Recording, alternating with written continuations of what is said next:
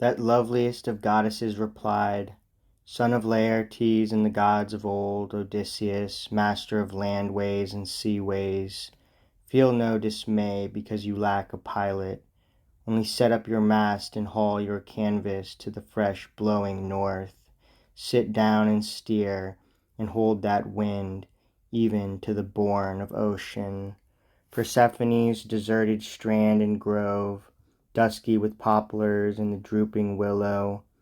Run through the tide rip, bring your ship to shore, land there and find the crumbling homes of death.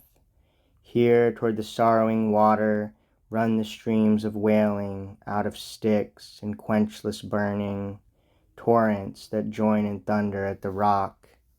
Here then, great soldier, setting foot, obey me.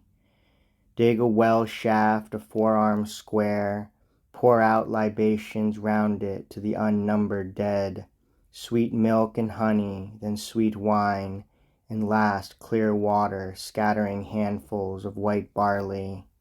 Pray now with all your heart to the faint dead. Swear you will sacrifice your finest heifer at home in Ithaca, and burn for them her tenderest parts in sacrifice, and vow to the Lord Tiresias, apart from all, a black lamb, handsomest of all your flock, thus to appease the nations of the dead. And slash a black ewe's throat and a black ram, facing the gloom of Erebus, but turn your head away toward ocean. You shall see now souls of the buried dead in shadowy hosts. And now you must call out to your companions to flay those sheep the bronze knife has cut down, for offerings, burnt flesh to those below, to sovereign death and pale Persephone. Meanwhile draw sword from hip, crouch down, ward off the surging phantoms from the bloody pit, until you know the presence of Tiresias.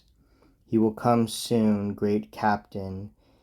Be it he who gives you course and distance for your sailing homeward across the cold, fish-breeding sea. As the goddess ended, dawn came stitched in gold. Now Circe dressed me in my shirt and cloak, put on a gown of subtle tissue, silvery, then wound a golden belt about her waist and veiled her head in linen, while I went through the hall to rouse my crew. I bent above each one and gently said, "Wake from your sleep, no more sweet slumber. Come, we sail. The Lady Circe so ordains it." They were soon up and ready at that word, but I was not to take my men unharmed from this place, even from this. Among them all the youngest was Alpinor, no mainstay in a fight, nor very clever. And this one, having climbed on Circe's roof to taste the cool night, fell asleep with wine. Waked by our morning voices and the tramp of men below, he started up, but missed his footing on the long, steep, backward ladder, and fell that height headlong. The blow smashed the nape cord, and his ghost fled to the dark.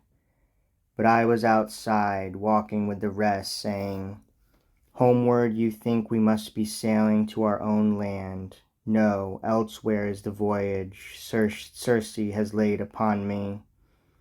We must go to the cold homes of death and pale Persephone, to hear Tiresias tell of time to come."